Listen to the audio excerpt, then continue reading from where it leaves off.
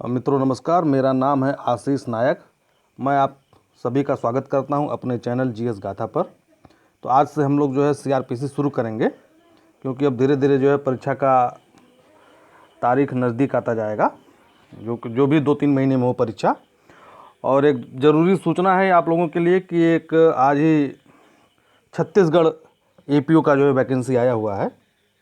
ठीक है, अगर आप ज्वाइन करना चाहते हैं हमको तो टेलीग्राम पर आप ज्वाइन कर सकते हैं और हमारे चैनल को सब्सक्राइब भी कर सकते हैं, लाइक भी कर सकते हैं, शेयर भी कर सकते हैं और बेल आइकन को आप लोग जो है ऑन कर लीजिए। चलिए देख लीजिए, छत्तीसगढ़ लोक सेवा आयोग आवेदन की तिथि जो है 8-9 से शुरू है, 8 तारीख से सितंबर से, और जो है 7 अक्टूबर तक जो इसकी लास्ट डेट है। ठीक है ना। और आप लोग जो देखना चाहते हैं, महत्वपूर्ण फैक्ट ये है कि ये देख लीजिए आप लोग, कुल 26 पद हैं यहाँ पे, टोटल जो है 26 पद हैं। ठीक है, ये सामान्य वर्ग के लिए है। ठीक है, और कुल टोटल वैकेंसी 67 है। यहाँ पे आप देख लीजिए 67 वैकेंसी है। ये जो ओबीसी एससी एसटी जो भी अपने अनुसार वो लोग देख सकते हैं जहाँ से बिलोंग करते हैं। ठीक है, पदों की संख्या में परिवर्तन किया जा सकता है। सबसे महत्वपूर्ण बात यह है कि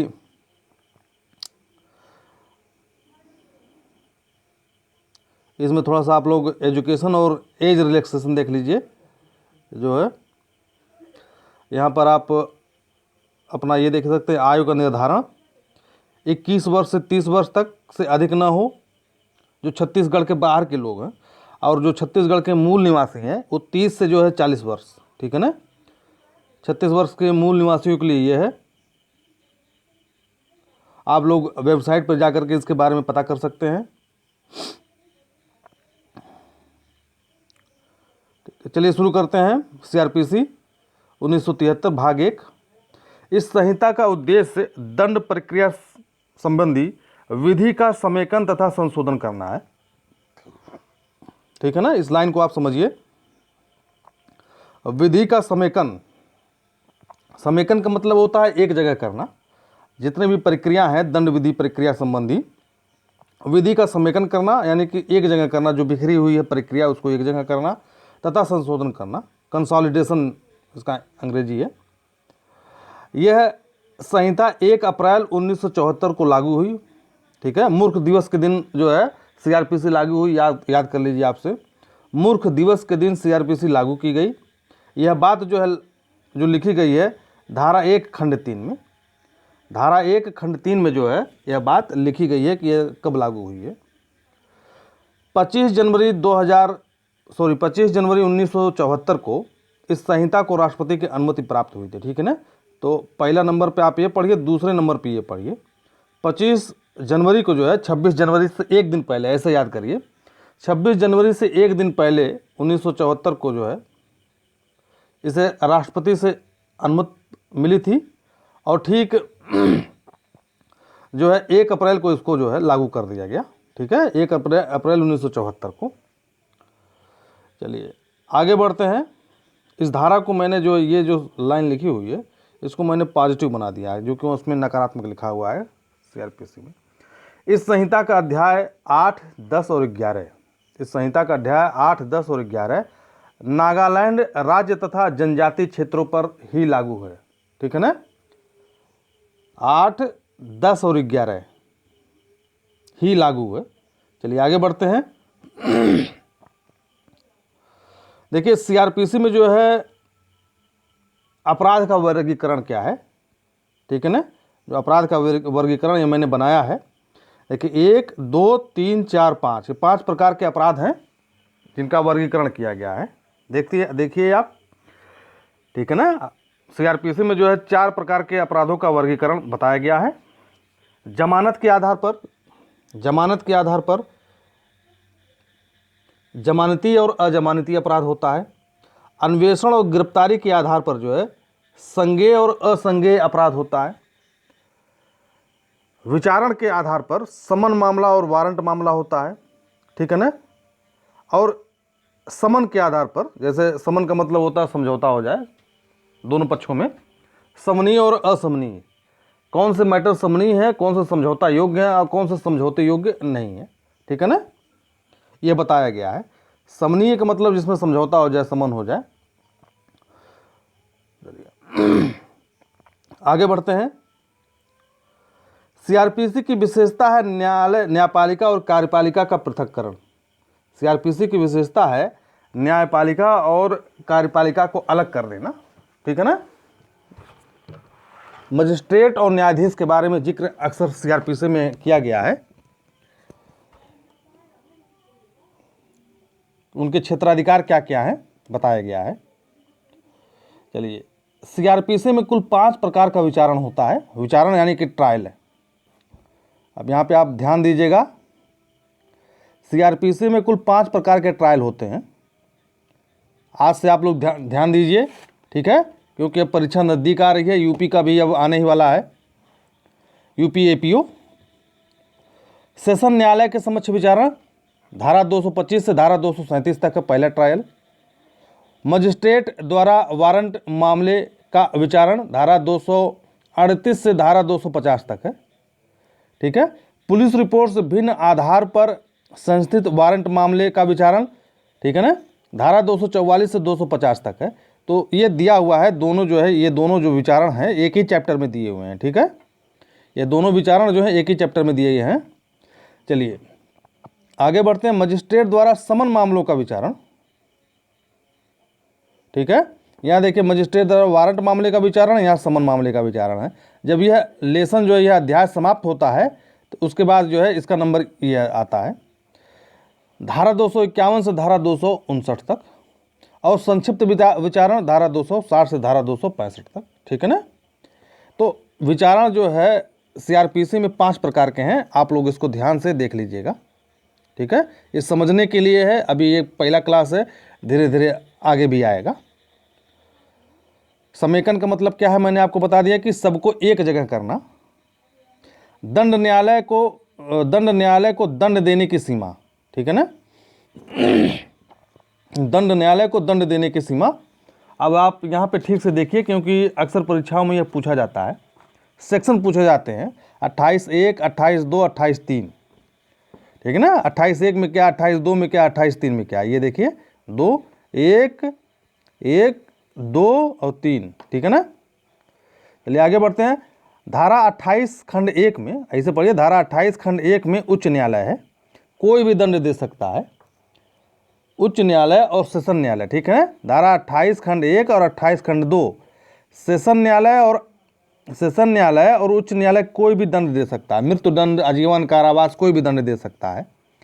लेकिन जब सेशन न्यायालय मृत्यु दंड या देगा तो उसके लिए जो है हाई कोर्ट की संस्तुति चाहिए, परमिशन चाहिए तब। चलिए, सहायक सेशन न्यायालय क्या होता है, 10 वर्ष से कम की सजा दे सकता है, ठीक है ना। 10 वर्ष से कम की सजा दे सकता है ये, ठीक है। अब हम आपको बता दें, चलिए अब डिटेल में आपको आगे बताएंगे। थोड़ा सा आप लोग इसको थोड़ा सा अपने दिमाग में माइंड सेट कर लीजिए कि हमको क्या पढ़ना है, कैसे पढ़ना है, क्या है। प्राइमरी चीज़ आप लोग जान लीजिए और हमारे चैनल को सब्सक्राइब भी कर दीजिए, नोटिफिकेशन की जो घंटी उसको ऑन कर लीजिए। चलिए आगे बढ़ते हैं। अब है धारा 29। धारा 29 ध्यान से पढ़ना है, अक्सर इससे क्वेश्चन पूछे जाते हैं। खंड 1, 2, 3, 4, 1, 2, 3 और 4 में जो है 2 चीज़ों का वर्णन है। खंड 4 में जो है, धारा 29 खंड 4 में 2 न्यायाधीशों का वर्णन है। चलिए पढ़ते हैं। धारा 29 खंड 1 में जो है सीजीएम के पावर के बारे में बताया गया है। सीजीएम जो है 7 वर्ष तक की सजा दे सकता है, ठीक है ना। मजिस्ट्रेट जो है, मजिस्ट्रेट उसी को कहते हैं जो 7 वर्ष तक की सजा दे दे, ठीक है। ये देखिए, यहाँ देखिए, आप ध्यान से सुनिए, मजिस्ट्रेट किसे कहते हैं और न्यायाधीश किसे कहते हैं, एक अंतर यहाँ पर है। न्यायाधीश को पावर है 7 वर्ष से ज़्यादा की सजा देने की, और मजिस्ट्रेट को पावर है 7 वर्ष से कम की सजा देने की। ये देखिए यहाँ पर सभी देखें, यहाँ पे मजिस्ट्रेट है, सीजीएम, एम माने magistrate, magistrate, magistrate, magistrate, magistrate, ठीक है। आप ध्यान से कॉन्सेप्ट बैठा लीजिए अपने दिमाग में, कि मजिस्ट्रेट उसे कहते हैं जिसे 7 वर्ष तक की सजा देने की शक्ति होती है। चलिए आगे बढ़ते हैं। धारा 29 खंड 1 में सीजीएम 7 वर्ष तक की सजा दे सकता है, ठीक है। धारा 29 खंड 2 में प्रथम वर्ग मजिस्ट्रेट 3 वर्ष तक की सजा दे सकता है। धारा 29 खंड 3 में द्वितीय वर्ग मजिस्ट्रेट जो है 1 वर्ष तक की सजा दे सकता है। यानी कि जो सिविल जज जूनियर डिवीजन वाला होता है, जो बनते हैं पीसीएस, उनके बारे में बताया गया है। अब धारा 29 खंड 2 में, धारा 29 खंड 4 में 2 मजिस्ट्रेट का वर्णन है। धारा 29 खंड, दिमाग में बैठा लीजिए, धारा 29 खंड 4 में 2 मजिस्ट्रेट का वर्णन है। एक मुख्य महानगर मजिस्ट्रेट जिसको सीजीएम के समान पावर है, ये देखिए, एक मुख्य महानगर मजिस्ट्रेट जिसे सीजीएम के समान पावर है, ठीक है, ये देख लीजिए आप। और दूसरा है महानगर मजिस्ट्रेट का न्यायालय जिसे प्रथम वर्ग मजिस्ट्रेट के समान पावर है, यानी कि ये भी 3 वर्ष तक की सजा दे सकता है, ठीक है। अब आप समझ लीजिए, दिमाग में बैठा लीजिए, अक्सर परीक्षाओं में सब सवाल पूछता है। वीडियो को पूरा देखिए, इन्हें 1-2 मिनट देकर के छोड़ दिए। चलिए आगे बढ़ते हैं। समन तामील करने का तरीका। कोर्ट में जब समन जाता है तो कैसे तामील किया जाता है। जब समन जाएगा कोर्ट में तो जो व्यक्ति, जो अभियुक्त व्यक्ति है उसको पहले देगा, अगर हो सके तो व्यक्तिगत तामीला की जाएगी उसको दे करके, ठीक है। अगर नहीं मिल रहा है, अगर यह व्यक्ति नहीं मिल रहा है, जो कि फरार व्यक्ति है, अपराधी व्यक्ति नहीं मिल रहा है, तो उसके परिवार के किसी व्यस्त सदस्य, यानी कि पुरुष सदस्य, महिला नहीं पुरुष, पुरुष सदस्य को जो है तामीला होगा धारा 64 में। अगर तब भी नहीं मिला, लोग घर द्वार छोड़ करके भाग गए, नहीं होता जैसे मर्डर करने के बाद लोग घर द्वार छोड़ करके भाग जाते हैं, तो उसके जो नोटिस होगा उसके घर पे चस्पा कर दिया जाएगा। धारा 65 में, धारा 65 में जो नोटिस होगा उसके घर पे चस्पा कर दिया जाएगा, उसके गेट पे जो दरवाजा है वहाँ पे चस्पा कर दिया जाएगा, ठीक है ना। और धारा 69 में जो है डाक द्वारा तामीला, एक बार डाक द्वारा भी देख करके पता कर लिया जाता है। तो है ये एक व्यक्ति के संदर्भ में मैंने बताया है। कंपनी के द्वारा कैसे होगा ये आपको बाद में बताएंगे, पहले एक थोड़ा सा मोटा मोटा जानकारी आप लोग ले लीजिए, ठीक है ना। समन की तामीला कैसे होगी, एक मोटी मोटी जानकारी आप लोग ले लीजिए। आगे बढ़ते हैं। प्रशांति कायम रखने और सदाचार की प्रतिभूति हेतु न्यायालय का अधिकार, ठीक है ना। तो इस पर जो है, तो अब इस पर जो है देखिए, प्रशांति कायम रखने और सदाचार की प्रतिभूति हेतु न्यायालय का अधिकार, यह भी बहुत ही महत्वपूर्ण टॉपिक है। थोड़ा सा इस पर आप ध्यान दीजिए क्योंकि अक्सर परीक्षा में पूछा जाता है। धारा 106 में जहाँ से शुरू होता है प्रशांति वाला मैटर, धारा 106 में जो है 2 न्यायालय के पास पावर है, सेशन न्यायालय और प्रथम वर्ग मजिस्ट्रेट। धारा 106 में 2 न्यायालय के पास पावर है, 2 लोगों के पास पावर है, सेशन न्यायालय और प्रथम वर्ग मजिस्ट्रेट। दंड देते समय प्रशांति कायम रखने हेतु ये लोग कर सकते हैं, और इनकी अधिकतम है 3 वर्ष, ठीक है ना। 3 वर्ष देख लीजिए आप, ठीक है, 3 वर्ष ध्यान से दिमाग में बैठा लीजिए कि धारा 106 में जो है 3 वर्ष तक की जो है वह प्रतिभूति ली जा सकती है कि 3 वर्ष तक अपने आचरण को आप शुद्ध रखेंगे। प्रतिभूति का मतलब होता है सिक्योरिटी, ठीक है ना, लोन जिसको कहते हैं, आप ये लोन समझिए, गारंटी जिसको कह सकते हैं, गारंटी आप कह दीजिए, ठीक है। जैसे कोई व्यक्ति है अपराध करता है, न्यायालय में गया तो हमारे मामा और काका ने जो है, हमारे मामा चाचा ने उसकी गारंटी न्यायालय में ली, अपनी ज़मीन के कागज़ को एज ए गिरवी के तौर पर न्यायालय के समक्ष रख करके हमारी गारंटी ली कि लड़का जो है 3 साल तक कहीं बदमाशी नहीं करेगा, भागेगा नहीं। चलिए आगे बढ़ते हैं। धारा 107 में जो है कार्यपालक मजिस्ट्रेट, अब यहाँ देखिए धारा 107 से लेकर के धारा 110 तक, ठीक है, आप ध्यान से देखिए, धारा 107 से लेकर के 110 तक ये सब कार्यपालक मजिस्ट्रेट लेगा, ठीक है ना। कार्यपालक मजिस्ट्रेट कौन, एसडीएम, डीएम, ये सब कार्यपालक मजिस्ट्रेट हैं। चलिए, कार्यपालक मजिस्ट्रेट लोक प्रशांति भंग होने पर 1 वर्ष तक का लेगा, ठीक है, 1 वर्ष तक की जो है ले सकता है कि 1 वर्ष तक आपको जो है रोज़ कचहरी में आना है, दस्तखत करना है और चले जाना है, या जब भी तारीख दिया जाए आपको 7 दिन 8 दिन पे जब भी आपकी तारीख लगे तो आपको जो है आना है, सदाचार की प्रतिभूति देना है कि आप बदमाशी नहीं करेंगे। शांत। कार्यपालिक मजिस्ट्रेट धारा 108 में राजद्रोहात्मक बात करने के लिए, ठीक है ना। जैसे अभी पंजाब के 2 जो सिद्धू जो खिलाड़ी हैं सिद्धू क्रिकेट के, उनके 2 गुर्गों ने जो है 2 सलाहकारों ने एक बात कह दी कि कश्मीर आज़ाद कश्मीर है और जो है भारत पाकिस्तान इस पर कब्जा कर लिया। तो ये राजद्रोहात्मक बात है। इसके लिए अधिकतम 1 वर्ष का जो है प्रतिभूति ली जा सकती है।